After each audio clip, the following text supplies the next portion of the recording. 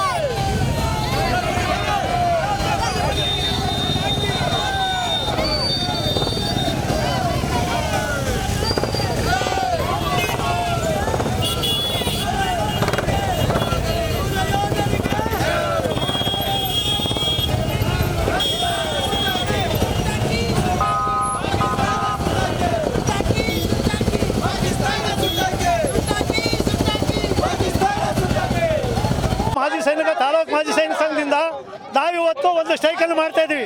ನಮ್ಮ ದೇಶಕ್ಕಾಗಿ ನಾವು ಈ ಹೋರಾಟವನ್ನು ಮಾಡ್ತಾ ಇದ್ದೀವಿ.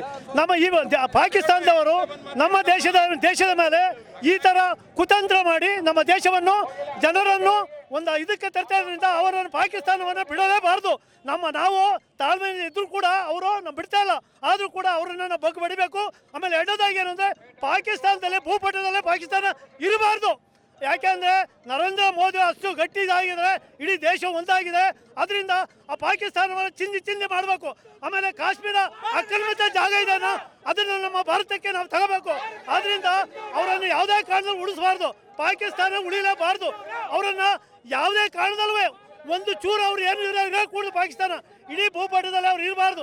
ಯಾಕೆ ಅಂದರೆ ಇವತ್ತಿನ ದಿವಸದಲ್ಲಿ ನಮ್ಮ ಇಂಡಿಯಾದಲ್ಲಿ ನಮ್ಮ ಸೈನಿಕರು ಭಾಳ ಹೋರಾಟವನ್ನು ಮಾಡಿ ಅವರನ್ನು ಸದಾ ಬಡಿತಾ ಇದ್ದಾರೆ. ಅವ್ರು ಏನೇ ಮಾಡಿದ್ರು, ಯಾವುದೇ ಕುತಂತ್ರ ಮಾಡಿದ್ರು, ಅವ್ರು ಯಾವುದೇ ಕಾರಣದವ್ರದ್ದು ಸಫಲ ಆಗ್ತಾ ಇಲ್ಲ. ಆದ್ದರಿಂದ ಅವರನ್ನು ಪಾಕಿಸ್ತಾನವನ್ನು ಉಳಿಸಲೇಬಾರ್ದು.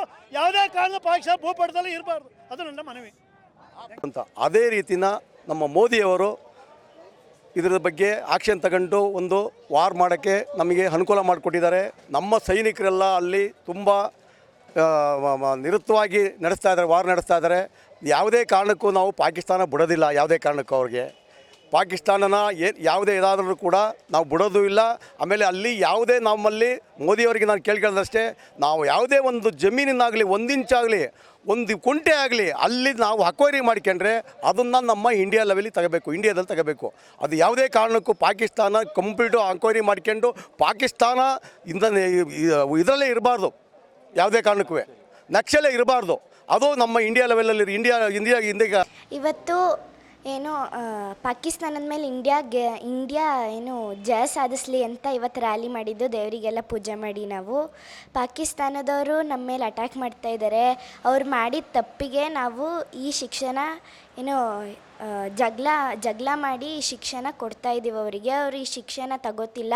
ಆದರೂ ನಮ್ಮ ಮೇಲೆ ಸುಮ್ಮನೆ 200 ಡ್ರೋನ್ ದಾಳಿಗಳನ್ನೆಲ್ಲ ಮಾಡ್ತಾ ಇದ್ದಾರೆ. ಅವರು ನಾವು ಸುಮ್ಮನೆ ಬಿಡಲ್ಲ, ನಮ್ಮನ್ನು ಎದುರಾಕೊಂಡಿದ್ದಾರೆ. ಏನು ಪಾಕಿಸ್ತಾನದವರು ಇನ್ನೂ ಈ ಥರ ಮಾಡಿದ್ರೆ ಪಾಕಿಸ್ತಾನ ಅನ್ನೋದು ಕನಸಾಗುತ್ತೆ. ಅವ್ರಿಗೆ ನಾವು ಕೊಡ್ತಿರೋ ಇದು ಲಾಸ್ಟ್ ವಾರ್ನಿಂಗು. ಅವ್ರು ಎಚ್ಚರಿಕೆ ಆಗಿರಬೇಕು ನಮ್ಮ ಮೇಲೆ ದಾಳಿ ಮಾಡೋಕ್ಕೆ ಎಲ್ಲ. ನಾವು ಅವರ ಸೈನಿಕರನ್ನು ಸಾಯಿಸಿದ್ರೆ ಅವರು ನಮ್ಮ ಜನರನ್ನೆಲ್ಲ ಶೆಲ್ ದಾಳಿ ಮಾಡಿ ಅಟ್ಯಾಕ್ ಮಾಡಿ ಡ್ರೋನಿಂದ ಎಲ್ಲ ನಮಗೆ ಹಿಂಸೆ ಕೊಡ್ತಾ ಇದ್ದಾರೆ. ಇದಕ್ಕೆ ನಾವು ಪ್ರತ್ಯುತ್ತರನ ಕೊಡ್ತೀವಿ. ಮೋದಿಯವರು ಏನು ಸುಮ್ಮನೆ ಬಿಡಲ್ಲ ಇವರನ್ನೆಲ್ಲ. ನಮ್ಮ ಸೈನಿಕರು ಏನು ಸುಮ್ಮನೆ ಬಿಡಲ್ಲ ಇವರನ್ನ ಸಾಯಿಸೇ ನಾವು ಜಯ ಸಾಧಿಸ್ತೀವಿ. ಇಂದು ಏನು ಪಾಕಿಸ್ತಾನ ತನ್ನ ಭಯೋತ್ಪಾದಕ ಉತ್ತೇಜನವನ್ನು ನೀಡುತ್ತಾ ಮಾಡ್ತಾ ಇರೋಂತಹ ಒಂದು ಇದ್ರ ಮೇಲೆ ಭಾರತ ಸೇನೆ ಯುದ್ಧವನ್ನು ಪ್ರಾರಂಭ ಮಾಡಿದೆ. ಆ ಯೋಧರಿಗೆ ನಮ್ಮ ಪರವಾಗಿ, ಸಂಘಟನೆಗಳ ಪರವಾಗಿ ಬೆಂಬಲವನ್ನು ಘೋಷಿಸುವಂಥ ಉದ್ದೇಶದಿಂದ ಮಾಜಿ ಸೈನಿಕರು, ವಿಶ್ವ ಹಿಂದೂ ಪರಿಷತ್ ಹಾಗೂ ಇನ್ನಿತರ ಸಂಘಟನೆಗಳು ಸೇರಿ ಇವತ್ತು ಒಂದು ಬೈಕ್ ಜಾಥಾವನ್ನು ಅವರ ಬೆಂಬಲಕ್ಕೋಸ್ಕರ ಇವತ್ತು ಮಾಡ್ತಾಯಿದ್ದೇವೆ. ಈ ರೀತಿ ಇಡೀ ದೇಶದಾದ್ಯಂತ ಏನು ನಮ್ಮ ಭಾರತ ಸೇನೆ ಇವತ್ತು ಯುದ್ಧಕ್ಕೆ ಮುಂದೆ ನಿಂತು ಯುದ್ಧ ಮಾಡಲು ಪ್ರಾರಂಭಿಸಿದೆ, ಅವರಿಗೆ ಬೆಂಬಲವನ್ನು ಘೋಷಿಸಬೇಕು ಅಂತ ಕೇಳಿಕೊಂಡು ಪ್ರತಿಯೊಬ್ಬರಲ್ಲಿ ಮನವಿಯನ್ನು ಮಾಡಿಕೊಳ್ತೇವೆ. ಯುದ್ಧದಲ್ಲಿ ಈ ಥರ ಪ್ರತಿದಾಳಿ ಮಾಡ್ತಾ ಇದ್ದಾರೆ ಅಂದರೆ ಇನ್ನೂ ಹೆಚ್ಚುವರಿಯಾಗಿ ಅವ್ರ ಮೇಲೆ ಯುದ್ಧವನ್ನು ಪ್ರಾರಂಭಿಸಬೇಕು, ತೀವ್ರತೆಯನ್ನು ಕಾಪಾಡ್ಕೋಬೇಕು. ಭಾರತ ಸೈನ್ಯ ಯಾವುದೇ ಕಾರಣಕ್ಕೂ ಹಿಮ್ಮೆಟ್ಟಬಾರ್ದು. ಅವರು ಈ ಬಾರಿ ತಕ್ಕ ಉತ್ತರವನ್ನು ಕೊಟ್ಟರೆ ಮುಂದಿನ ಬಾರಿ ಯಾವುದೇ ಕಾರಣಕ್ಕೂ ಯುದ್ಧವನ್ನು ಮಾಡಬಾರ್ದು ಅನ್ನೋ ದೃಷ್ಟಿಲಿ ಯೋಚಿಸ್ಕೊಂಡೇ ಇರಬೇಕು. ಆ ಥರ ಏನಾರ ಒಂದು ಒಳ್ಳೆ ಇದನ್ನು ಮಾಡಬೇಕಾಗುತ್ತೆ ಈ ಸಲ ಭಾರತೀಯ ಸರ್ಕಾರ ಹಾಗೂ ಭಾರತ ಯೋಧರು ಅದು ಪರವಾಗಿ ಮಾಡ್ತಾರೆ ಅಂತ ನಾವು ನಂಬಿಕೆ ಇಟ್ಟಿದ್ದೀವಿ. ನಮ್ಮ ಜಿಲ್ಲೆಯಲ್ಲಿ ಏನು ನಮ್ಮ ಭಾರತ ದೇಶ ಮತ್ತು ಪಾಕಿಸ್ತಾನದ ವಿರುದ್ಧ ಯುದ್ಧ ನಡೀತಿದೆ ಅದ್ರ ಬಗ್ಗೆ ಇವತ್ತು ಎಲ್ಲ ಸ್ಪಷ್ಟನೆಯನ್ನು ಕೊಟ್ಟಿದ್ದಾರೆ. ಧೀಮಂತವಾಗಿ ನಮ್ಮ ಹಾಸನದ ಬೀದಿಯಲ್ಲಿ ಹೋರಾಟವನ್ನು ಮಾಡಿದ್ದಾರೆ. ಇವತ್ತು ನಾನು ಒಂದು ಹೇಳಕ್ಕೆ ಇಷ್ಟಪಡ್ತಿದ್ದೀನಿ, ನಮ್ಮ ಪ್ರಧಾನಿಯವರು ಸಮರ್ಥರಿದ್ದಾರೆ. ನಮ್ಮ ದೇಶದ ರಕ್ಷಣೆಗೆ ಇವತ್ತು ನಮ್ಮ ಸೈನಿಕರು ಇಡೀ ದೇಶದಲ್ಲಿ ನಮ್ಮ ಭಾರತ ದೇಶದ ಸೈನಿಕರು ಮುಂಚೂಣಿಯಲ್ಲಿದ್ದಾರೆ. ಹಾಗೆ ನಮ್ಮ ಪ್ರಧಾನಿಯವರು ಈಗಾಗಲೇ ಆರ್ಡ್ರ್ ಕೊಟ್ಟಿದ್ದಾರೆ, ಸೈನಿಕರ ಮೇಲೆ ಆರ್ಡ್ರ್ ಕೊಟ್ಟಿದ್ದಾರೆ, ಪಾಕಿಸ್ತಾನವನ್ನು ನೀವು ಉಡಾಯಿಸಿ ಅಂತೇಳಿ. ಬಟ್ ಏನು ಹೇಳ್ತಾ ಇದ್ದೀನಿ ಅಂತೇಳಿದರೆ, ನಮ್ಮ ದೇಶದ ರಕ್ಷಣೆ ಆಗಬೇಕು, ನಮ್ಮ ದೇಶದ ರಕ್ಷಣೆ ಮೊದಲಾಗಬೇಕು. ನಮ್ಮ ತಾಯಿ ಭಾರತಾಂಬೆ ಇದು ಏನಂದರೆ ಮಿಲಿಟ್ರಿ ಪವರು ನಮ್ಮ ದೇಶಕ್ಕೆ ಇರೋವರೆಗೂ ನಮ್ಮ ದೇಶ, ನಾವು ಯಾವುದೇ ದೇಶದ ಮೇಲೆ ಸೋಲೋದಿಲ್ಲ ಅಂತ ಹೇಳಕ್ಕೆ ನಾನು ಇಷ್ಟಪಡ್ತಾ ಇದ್ದೀನಿ. ನಮ್ಮ ಗಡಿ ಭಾಗದಲ್ಲಿ ಹಲವಾರು ದಿನಗಳಿಂದ ಏನು ಘರ್ಷಣೆ ನಡೀತಾ ಇದೆ, ಆ ಘರ್ಷಣೆಗೆ ನಾನು ಎಲ್ಲರಿಗೂ ಒಂದು ಮಾತನ್ನು ಹೇಳಕ್ಕೆ ಇಷ್ಟಪಡ್ತೀನಿ. ದ್ವಾಪರ ಯುಗದಲ್ಲಿ ಶ್ರೀಕೃಷ್ಣ ಪರಮಾತ್ಮ ಏನು ಸುದರ್ಶನ ಚಕ್ರ ಅಂತ ಶತ್ರುಪಡೆ ನಾಶಕ್ಕೋಸ್ಕರ, ಅಧರ್ಮಿಗಳ ನಾಶಕ್ಕೋಸ್ಕರವಾಗಿ ಆ ಒಂದು ಸುದರ್ಶನ ಚಕ್ರ ಏನನ್ನು ಉಪಯೋಗಿಸಿದ್ರು, ಅದೇ ರೀತಿ ಈಗ ಕಲಿಯುಗದಲ್ಲಿ ನಮ್ಮ ಸೇನೆ ಬಳಿಯಲ್ಲಿ S-400 ಅಂತ ಸುದರ್ಶನ ಇದೆ. ಗಡಿಯ ದಾಟಿ ಯಾವುದಾದ್ರೂ ಒಂದು, ಅದು ಮಿಸೈಲ್ ಆಗಿರ್ಬೋದು, ಡ್ರೋನೇ ಆಗಿರ್ಬೋದು, ಯಾವುದೇ ಕ್ಷಿಪಣಿ ಬಂದರೆ ಅದನ್ನು ಹೊಡೆದುಳಿಸೋಂತಹ ಶಕ್ತಿ ನಮ್ಮ S-400 ಅವರೆಲ್ಲ ಡ್ರೋನ್ಗಳು, ಪಾಕಿಸ್ತಾನದ ಎಲ್ಲ ಡ್ರೋನ್ಗಳು ಹಾಗೂ ಕ್ಷಿಪಣಿಗಳನ್ನು ಎಲ್ಲ ಹೊಡೆದೊಳಿಸಾಗಿದೆ. ಈಗ ಅವರು ಭಯಭೀತರಾಗಿದ್ದಾರೆ, ತುಂಬ ಭಯಭೀತರಾಗಿದ್ದಾರೆ. ನಾನು ಪಾಕಿಸ್ತಾನ ಜನಗಳಿಗೆ ಕೇಳಕ್ಕೆ ಇಷ್ಟಪಡ್ತೀನಿ, ರಾಜಕಾರಣಿಗಳಾಗಿರ್ಬೋದು, ಪಾಕಿಸ್ತಾನ ಸೇನೆ ಆಗಿರ್ಬೋದು, ನಮ್ಮ ಭಾರತೀಯ ಸೇನೆ ನಾವು ದಾಳಿ ಮಾಡಿದ್ದು ಯಾರ ಮೇಲೆ ಸರ್? ನಾವು ದಾಳಿ ಮಾಡಿದ್ದು ಉಗ್ರವಾದ ನೆಲೆಗಳ ಮೇಲೆ. ಆ ಉಗ್ರವಾದಿ ನೆಲೆಗಳ ಮೇಲೆ ಮಾಡಿದರೆ ನಿಮಗೆ ಯಾಕೆ ಅಷ್ಟೊಂದು ಉರಿಯುತ್ತೆ? ನೀವು ಆ ಒಂದು ಉಗ್ರವಾದಿಗಳ ಶವ ಸಂಸ್ಕಾರದ ಒಂದು ಇದರಲ್ಲಿ ನೀವು ಭಾಗಿಯಾಗ್ತೀರಿ ಅಂತ ಅಂದರೆ ಪಾಕಿಸ್ತಾನದ ಅಧಿಕಾರಿಗಳು ಭಾಗಿಯಾಗ್ತೀರಿ, ನಿಮ್ಮ ಪಾಕಿಸ್ತಾನದ ರಾಜಕಾರಣಿಗಳು ಭಾಗಿಯಾಗ್ತೀರಿ, ಮತ್ತು ದೊಡ್ಡದಾಗಿ ಹೇಳ್ತೀರಿ ನಾವು ಅದರಲ್ಲಿ ಉಗ್ರವಾದಕ್ಕೆ ಅಥವಾ ಭಯೋತ್ಪಾದನೆಗೆ ನಾವು ಸಪೋರ್ಟ್ ಮಾಡಲ್ಲ ಅಂತ.